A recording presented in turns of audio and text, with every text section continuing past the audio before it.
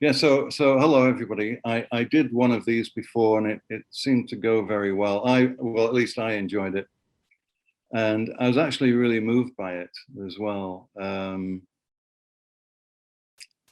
don't know what else to say. I was just really moved by the whole thing. And I thought this is so lovely because poetry is really meant to be heard. It's not, I never think of it as something to be read. I mean, of course we read poetry, but I always think that the human voice that goes with it is the main thing.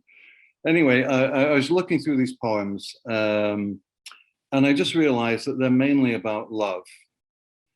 And that's what I feel I'm really about. I'm just tales of love, aspects of love. And I don't see a lot of poetry about love. Maybe I'm missing stuff, but so I just want to start with actually some family love. So this first poem is being published. There's a magazine on Vancouver Island called Island Writer. So it's fiction, non-fiction poetry, and it's the whole of the island and the Gulf Island.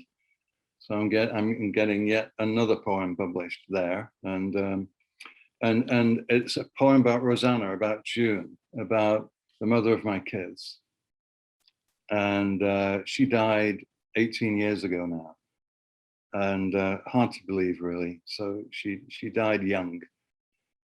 And it was about 2017, I think. And I thought, I'm going to write a poem about June, about ROSANNA. So here it is. This is called ROSANNA. She loved the silence, as if there were no more words left on earth, as if they'd been used up before she got there, a distraction, a dilution, spoilt something. I stood in the hallway, my body broken off, my eyes bleak and blinded, my compass lost beneath the planks of my ship. As if from nowhere, she stood before me, close as a kiss. Am I enough for you? She asked. I sat down beside her. She, once again in the hospital bed, opened her beautiful eyes, said, "It's finished." As my tears fell, she sang, "She loved me," over and over again until my tears stopped. Born and bred in the Scottish borders, fled at first light to Edinburgh, black mascara and white lipstick leading the way across the Lammermuir Hills to North America, where psychologists sought her advice and the living in her dying sought transformation. So that's ROSANNA. I like the idea of repeating lines from poems, but I just don't think there's enough time, really. But so there we go.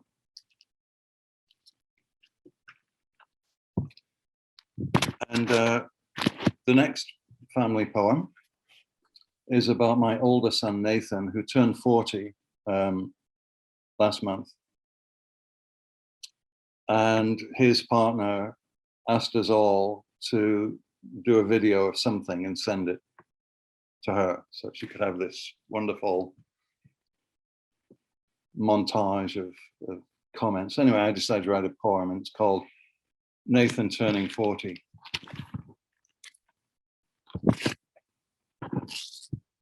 Time and suffering temper us. On the blacksmith's anvil, you have been fashioned to a clearer image. You are surprised to discover beyond the hill you aimed for, vast mountain ranges holding up your sky. Now breathing freely on your 40-year mountain, past, present, and future, a panoramic circle, hold your considered gaze. You recognize the path you are treading. You are becoming the world you are seeking. You are becoming the world you are seeking. And after I wrote that, I thought, how wonderful to receive a poem from your dad.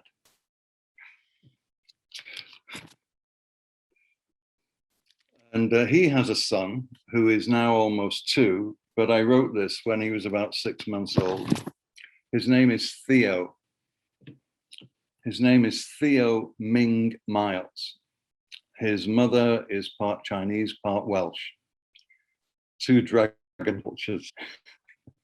So it's going to be interesting to see what he becomes. To my grandson Theo at Christmas. Beautiful, noble, and sacred being, in your infant gaze most clear, into your blood are woven the tales, the twists and turns of all those before you. For you is the future, your own addition to the great book of life we've all created. May you discover your true self once the launch pad and the scaffolding have fallen away. May you discover your true self once the launch pad and the scaffolding have fallen away, leaving you face to face with your own beating heart, your own face carved from the truth of all that is. As your breath mingles with the breath of the world, may you sometimes catch another deeper breath that will surprise you, something hidden, now revealed. Gather it in, as if gathering the starry heavens into your emerging embrace. The illumination is all. So those are my family love poems. If you want to stop me or interrupt me or anything, feel free, you know.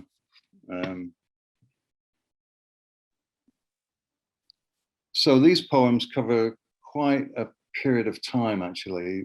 You know, maybe about 10, 12 years, 13 years, quite a while. And this is one of the older ones, and it's called Pageant,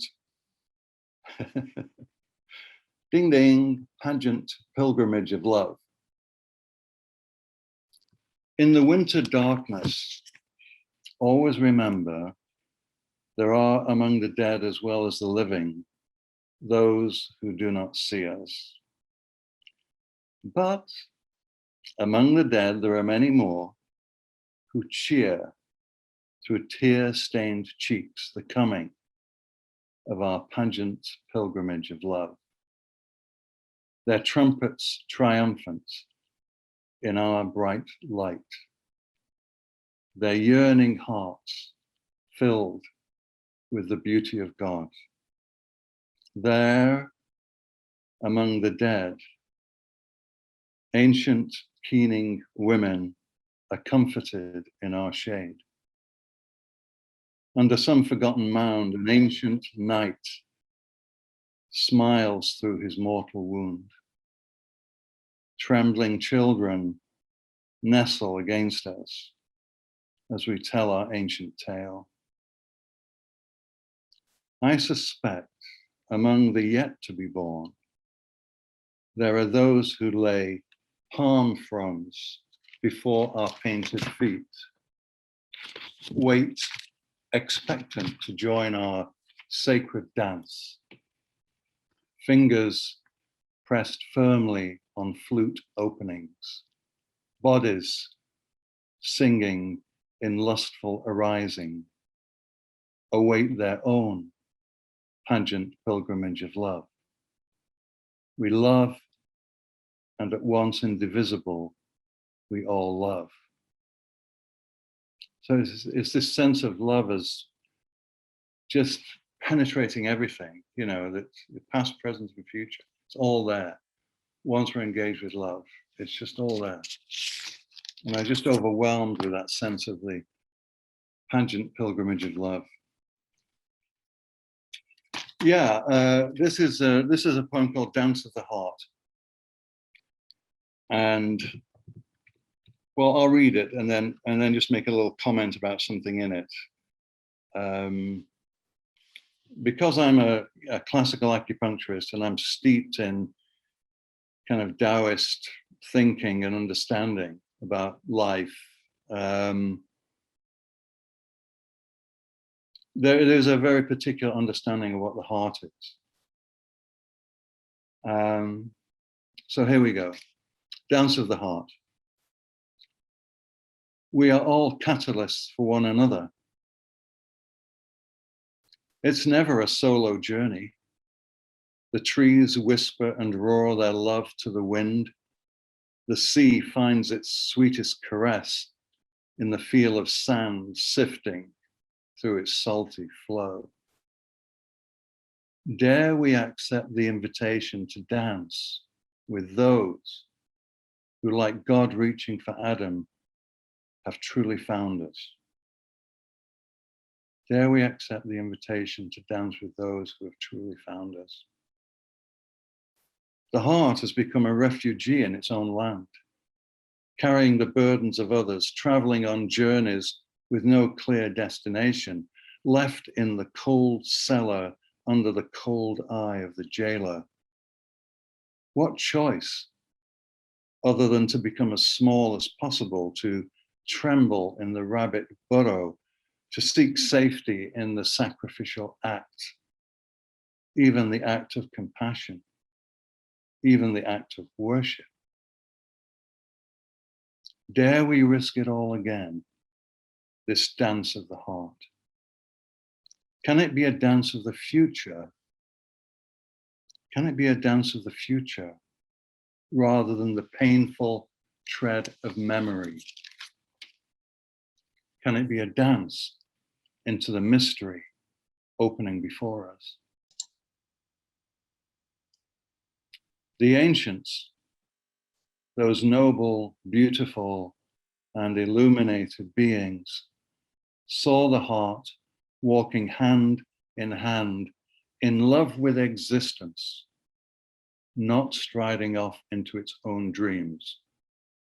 They saw the heart in love with existence, not striding off into its own dreams. When people walk this particular path, their words are sweet and strong, like the fragrance of orchids. Their inmost hearts able to shatter even the strength of iron or bronze. Their joy and laughter, the compost of the cosmos. Their joy and laughter, the compost of the cosmos. I'm reading those last two lines because I like them so much. There are other lines prior to that. Their words are sweet and strong like the fragrance of orchids, or the inmost heart's able to shatter even the strength of iron or bronze. Those words come from the I Ching.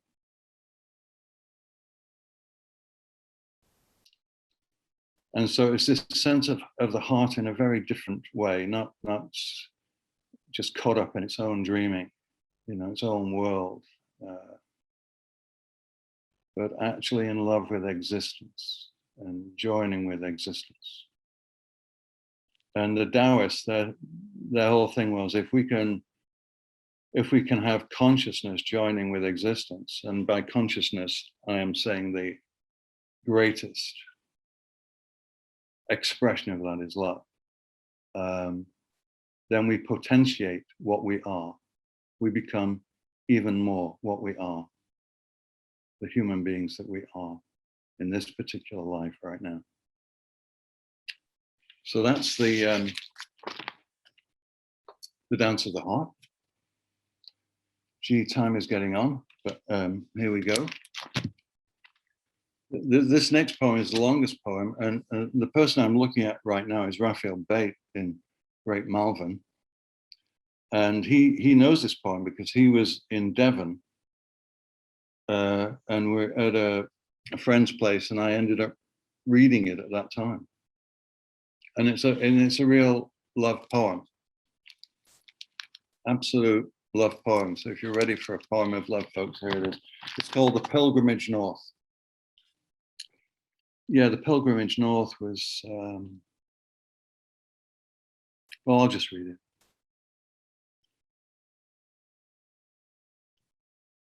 All day we talked of relationship and of the heart. It's so easy with you, I said. It should be easy with everybody, she answered. She who rose again and again from the most difficult and often cruel negotiations into the light and into the beauty. As the day grew shorter, I wanted to inhale longer the fragrance of that alchemical breath. Did we share the same breath then? Of course we did. We all do, she said. As we talked, I felt I walked on the rich earth of the deep forest path. Over a cup of tea, I felt my smile spread over the ages and into the crevices. What is this joy I felt? We all know this joy, she said.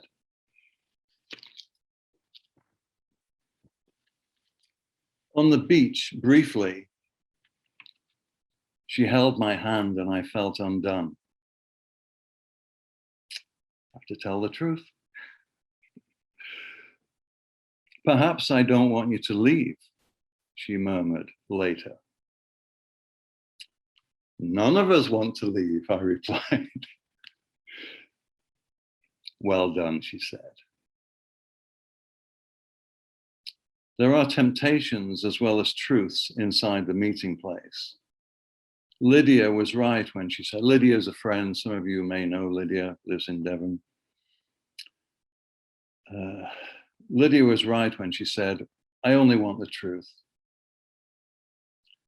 The temptation is to covet what you see when it is not meant for you. When something is meant for you, find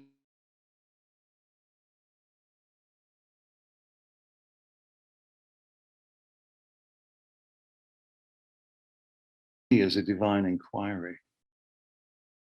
And love is made manifest in the bowl of porridge. The borrowed scarf holds an angel's embrace. And the humorous wordplay is the ripple of some cosmic dream. What delight to see the play of heaven in the innocence of her smile. We met for one day.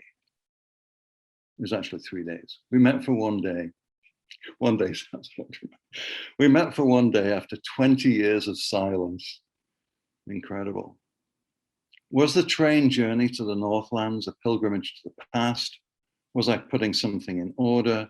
Perhaps placing pieces in the jigsaw of unfinished business. After all, my life was elsewhere, beyond mountains and oceans. Instead, her embrace on the dusk-lit station platform drew me into the present, drove me closer to myself. Lying the next day in the soft grass by the seashore, I gazed in wonder at someone who should have been a stranger, but instead had opened the door of my own house and let me in. Blessings on her. for opening and warming my heart. May I never forget this gift given so freely, and may she receive from me the love that runs through my veins, that it may meet somehow the hills and valleys, the solitude and joy of her beautiful life. This woman is a hermit. This woman lives in the wilds of Northumberland, and I've known her since the 80s, and great artist and great healer. And yeah, at the time she was living in a place called Refuge Cottage. Couldn't have been more appropriate. And quite a remarkable individual. And my great fortune to know her. I've just got a couple more and then it's done, okay? Okay? Well, that's funny. Oh yeah, right. So, friend of mine who was in a choir at St. John the Divine, the Anglican church in Victoria, said, the music director is amazing. He's a genius. You know, you need to go and hear the music. You need to go and listen to the choir. It's unbelievable. So it was Midnight Mass, 2008, Christmas Eve, and off I went. But even more surprising was the rector, Harold Nunn, who understood everything as metaphor. And I thought, this guy is amazing. This guy's amazing. And they both became friends. And Harold introduced himself to me because I left a message for him after the Midnight Mass. And he phoned me and he said, it sounds like I need to invite myself around for a cup of tea. And so he came around and we spent several hours talking about everything. And I said, you know, I'm not a Christian. I said, nominally I'm a Muslim, but I follow freely that which moves within me. And that brought me to your church. He said, I don't care. He said, whatever way you want to use this church, go ahead. My church is yours. And it was like that, you know, it was like that. Anyway, this is the poem, Midnight Mass. Harold the rector, hands clasped high, said, God incarnate in a baby in extreme poverty. God incarnate in a baby in extreme poverty. It meant that God breathed in you too, breathed in us all. That the many angels at the birth of Christ were present at your birth. That you are witness to the miracle because you, like Mary, are also pregnant with God. You are unfolding into the mystery now. You do not have to wait or ache or stare as if at a fast fading ship from your shipwrecked isle. You do not need to wring your hands in horror or gaze on tragedy. Just stay pregnant with promise. Just stay pregnant with promise. Your ancient glittering eyes on the long path leading home, and your heart at peace in the heart of love. Just stay pregnant with promise. Your ancient glittering eyes on the long path leading home, and your heart at peace in the heart of love. Your ancient glittering eyes is from W.B. Yeats's poem Lapis Lazuli. Midnight Mass. One day, here I am in my apartment, I woke up in the summer, I think it was the summer, and I looked out and I couldn't see anything because there were all these fires burning in the States and all the smoke had come up, you know, here on the West Coast. And where I'd normally be looking at the sea and looking at the hills beyond and looking at the sky, couldn't see anything, like everything had disappeared. And it awoke something in me. So this is what I wrote, and it's called Invitation. And I start with a quotation from John O'Donohue. The mind always had at least one window facing the eternal, where wonder and beauty could shine in on a life and illuminate the quiet corners where mystery might be glimpsed. The mind always had at least one window facing the eternal, where wonder and beauty could shine in on a life and illuminate the quiet corners where mystery might be glimpsed. Well done, John. Here's the poem. The south burns. Here in the north, the smoke clouds form. The boundary closer, the unseen sea, the invisible mountain. The Tang dynasty painting, the sage on the path, turns away into the mist. Everything left behind, the past a loosening memory, jettisoned, and with it the fear. Am I also invited to embrace something always present, unknown, formless, beautiful, compelling? So there is this painting from the Tang Dynasty I love, and I would love to have it on my wall. This huge print of it, and I don't know how to get it. But it's this movement of this man in the mountains, you know, moving out of form into the formless. And it's just beautiful. And I was just reminded of that when I looked out of my window. And I thought, oh, I'm being reminded of that.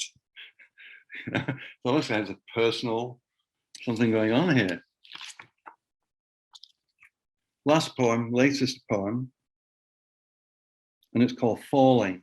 And I've always been moved by the beginning of Dante's Divine Comedy. I'm not exactly certain, but I think Dante wrote it. I should have checked this out before I did the reading. I wrote it when he was in exile, and I think he was from Venice originally, and then politics, you know, his life threatened. He had to go, and so for the rest of his life, he was exiled from home. And it happened in the middle of his life, not when he was 20 or something, in the middle of his life. And so in the middle of your life, you know, you've got a family, you've got work, you're known, you've got neighbors, you've got a community, and suddenly it's gone. It's gone for Dante. And there are so many ways that we've experienced our version of that, right? We've all experienced our version of that.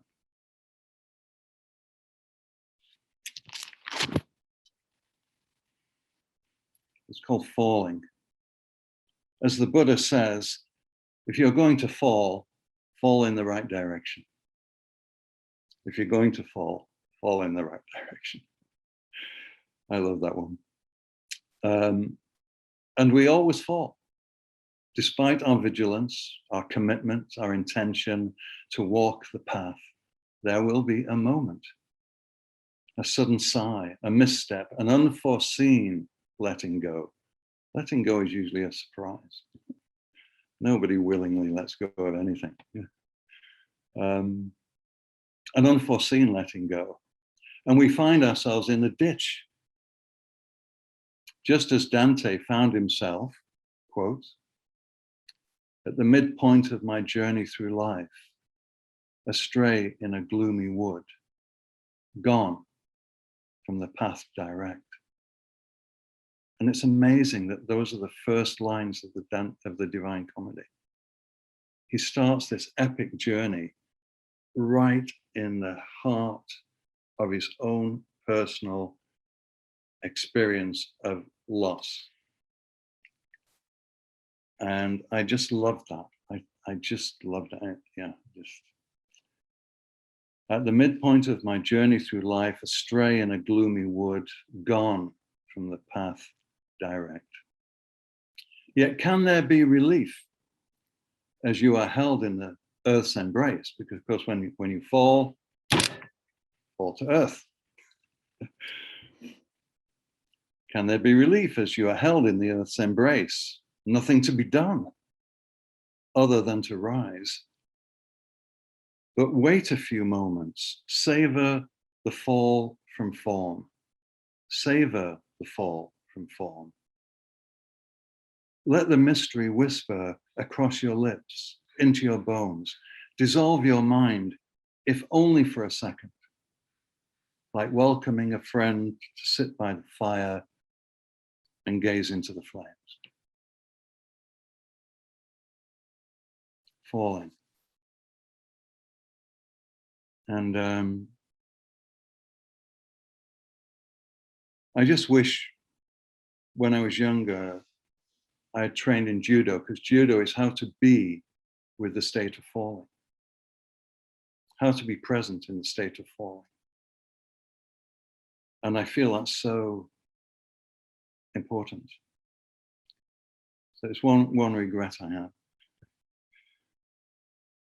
But I remember, I used to do a lot of running, mountain running, marathon running. In Scotland, I was like mountain man.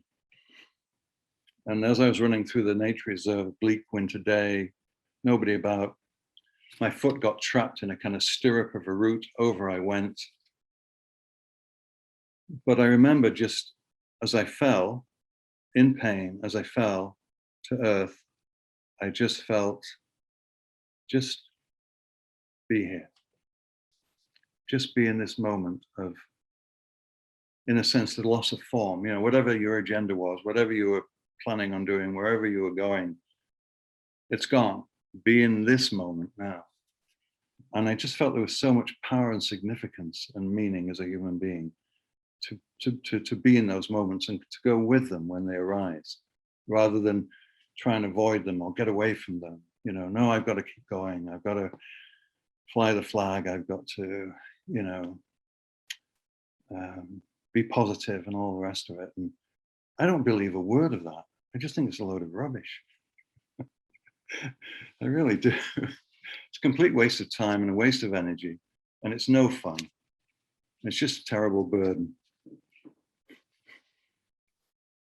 And that's why I like the Buddhist thing. Well, if you're going to fall in the right direction. At least you can do that.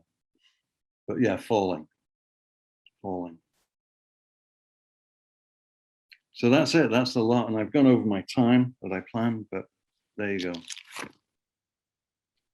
That was great, Ahmad. Really. You have a deft way with words, my man. A deft way. I feel fed. I feel fed. I think your careful, deliberate, almost loving delivery feeds us these metaphors and images one after another, almost like a string of pearls. It's just delightful to listen to you read. So we're going to go now to the audience, and it's up to everybody here to carry on and give their own reaction if there's particular poems you'd like to tell Ahmad about. I'd simply ask that you sort of wave, and I'll try and keep track of you. I see Raphael Bates is right off the mark there. So Raphael, can you unmute yourself? You are, go ahead. Yes, I've known Tony Ahmad for 40 years possibly. And throughout that time, I've watched with interest at your vocabulary and your uses of metaphor and the root in Chinese philosophy. And it permeated your work. And half of the experience of having acupuncture was referencing these wonderful Chinese metaphors, which then became just part and fabric of you. So when I hear you speaking your poetry, it's a culmination of all that I've known. It seems a fantastic resolution your studies and your life, and it was always integrated into your life. And for me, it's given terrific articulation to the presence of being in the here and now, the Zen moment. It all seems to weave itself around that, and it's really helped me, and I've enjoyed that. Thank you. Well, I just need to say, you know, I mean, Raphael and I have hung out in a lot of Zen moments. We've done all kinds of wonderful adventures together. He knows me very well, as does Hester. I would stay at their home in Queensferry overnight because I was working in Edinburgh, and eventually Raphael would go to bed, and then Hester and I would carry on until God knows what time in the morning, talking about whatever we found ourselves talking about. Yeah, wonderful, wonderful times. Ramon, go ahead and unmute yourself, please. I'm unmuted. Thank you, Ahmad, for that wonderful poetry. Each poem, you know, seemed to be a culmination of everything that you've been through until the next poem. And so it really presented something beautiful to me. I love the way that each poem was both a narrative and something very intimate. And it seemed to combine both the instructional and the instructive element and also the symbolic element very nicely. So thank you again for all of that. The one poem I wanted to ask you about, I just want to know the name of it. I've forgotten what you said. And that was the one about the recluse from Northumbria, I think you said. What was the name of that? Yeah, the Pilgrimage North. Pilgrimage North, thank you. I have to write it down right away because in 2 minutes I'll forget it probably. But thank you. I'm gonna send all the poems to Andrew, so they'll be available if anybody wants them. Yeah. No, a fantastic experience, Ramon, I have to say.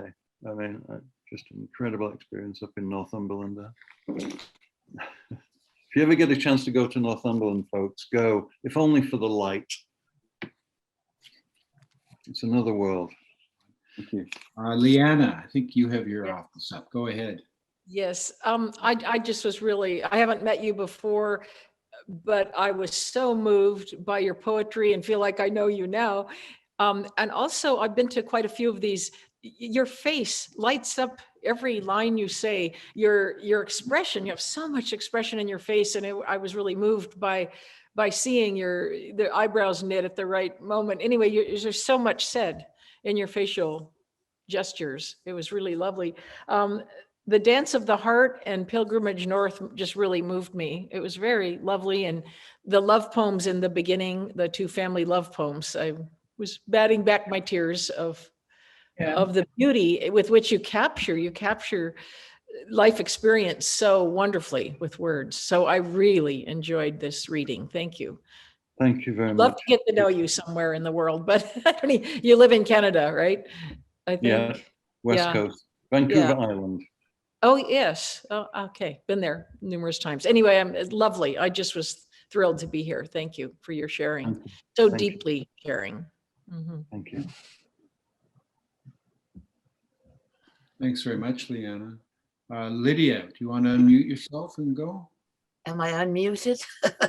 I'm still working on this, mute, unmute, mute. Thank you very much for giving this reading. I don't think my path is crossed with you, even though I spent some time on the West Coast. But what I like about all these readings is that there are certain lines that just stay with one after the reading is over. And, I've got a few lovely things. Love is made manifest in a bowl of porridge. That's just great. That's good.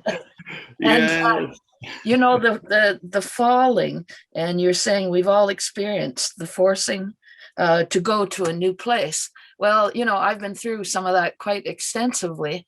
And so I'm not really sure what ground I'm on now because of that.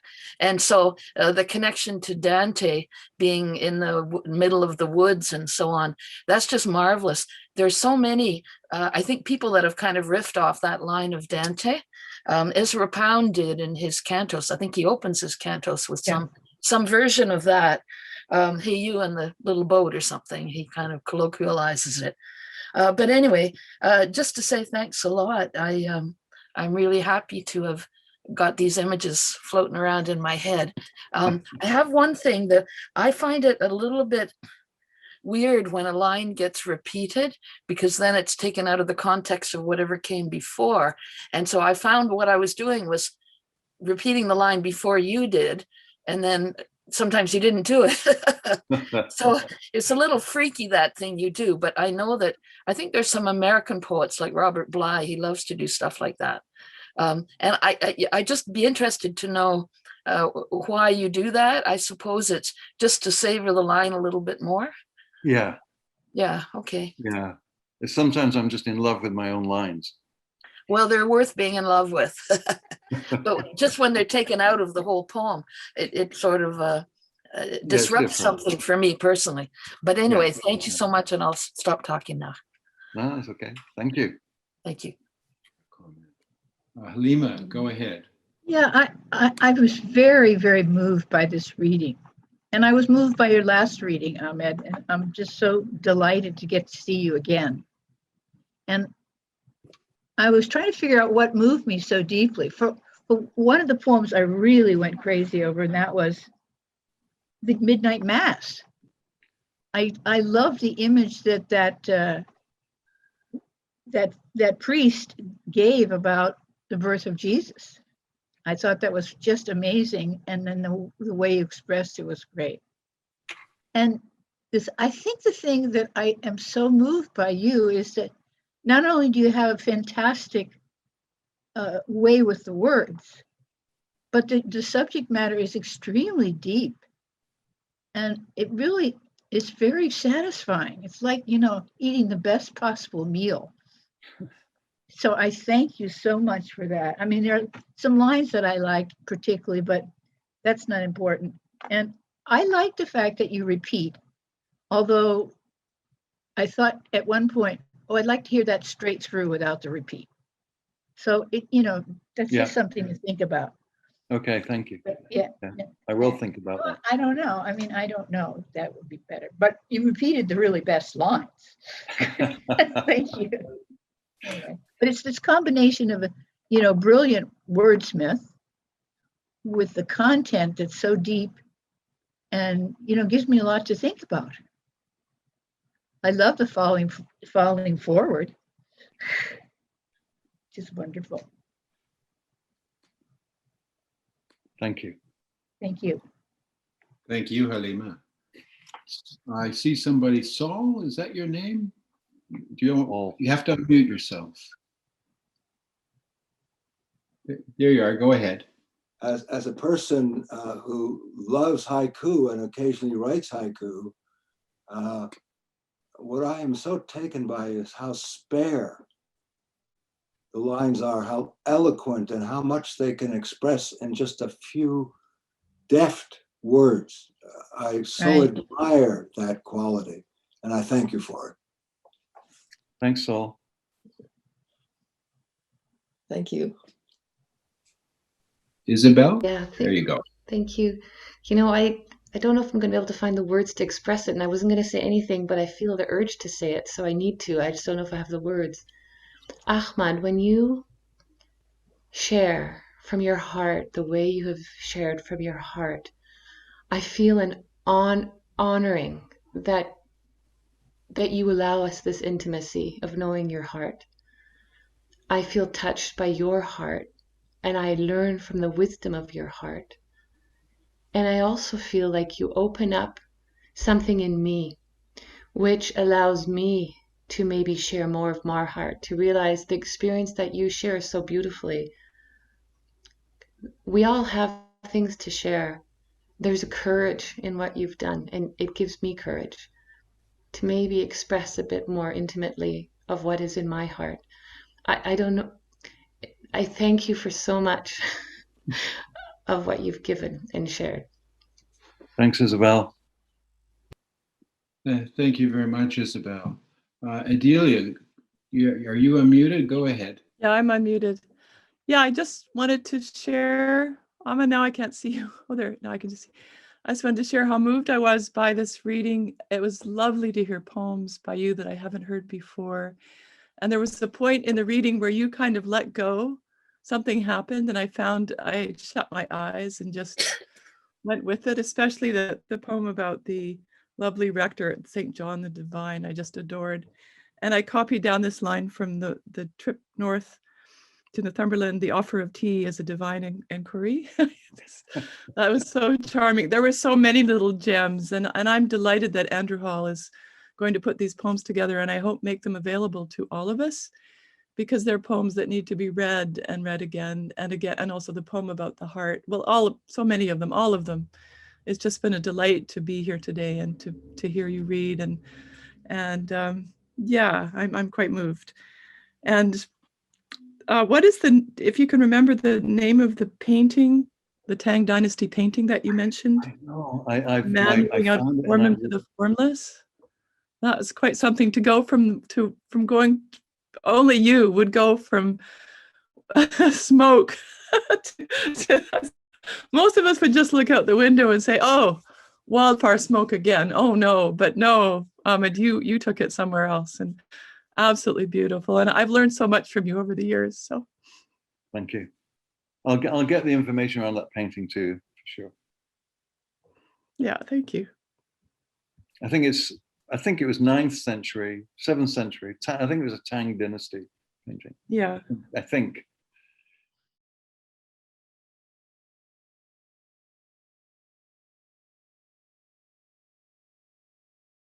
You know, and I'm just very grateful. And so the language and the stuff that comes out, yes, it can be very personal, it can be intimate, or it can be, but there's something about it. There's something about the language that comes out of me, you know, it travels inside people. Yeah, it meets people. It definitely meets people. And so my poetry has also become part of my acupuncture practice, because there'll be a relevance at times to something that somebody's going through, you know, and a poem. So I'll share the poem in the clinic room, or I'll send them the poem. You know. Yeah. So no, I don't get tired. Just the opposite. I mean, I don't get worked up either, you know, but I certainly don't get tired.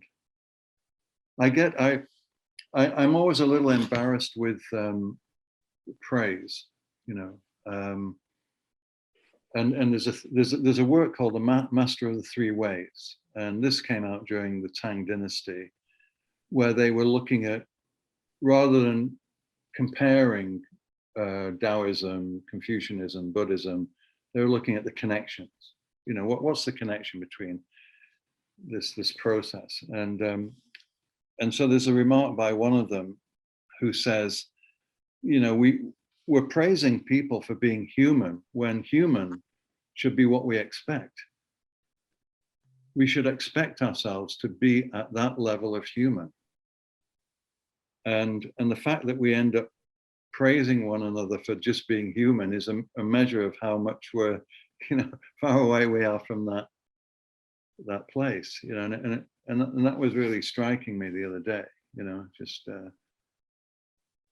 and what if people say to me, which they were in a way of saying, you know, what comes over is the humanity of your work, really, then that's everything for me. Not, oh, what a good poet, or what a wordsmith, or anything, but just, you know, the humanity of it, and that people can feel that, you know. I think that's great. One of your poems that you read the first time around, was that about Easter? I think that was the title of it. Yes, yes, yes, that's right.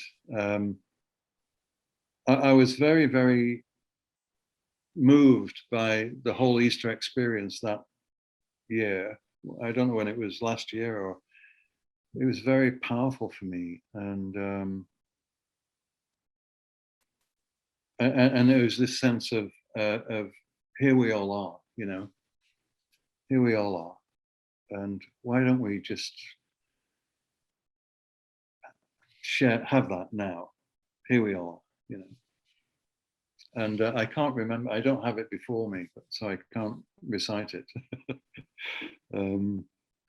But I sent it, I actually sent it out at Christmas time, almost like a Christmas card, you know, because I thought this is kind of thing that's good to hear, you know, times like Christmas. Yeah. Well, it really was something. To me, the word that comes to mind is resonate. The poem resonated with me. And it was almost effortless. It was so, it wasn't a long poem, just brief, and it was like a blessing, like a benediction, like a going out. And, but yeah, I've always been writing since I was a kid. I've always been I think the first poem, I've got it somewhere, I dreamt it. I think I was about 14 or something.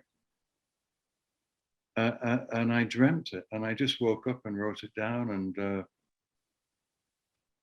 submitted it to the school magazine, you know, when I was in high school. Anyway, Easter Monday, may all of us, all sentient beings, feel better today, our aches and pains less. May we be the roots, the trunk, the branch, the leaf, and the blossom. May our voices be the gull's cry and the silence of the trees. May we sail our ships into the mystery. May we see the horizon and the stars beneath our feet. May we be surprised by our own hearts, and may jubilation gurgle in our bellies. May we know and be more deeply known.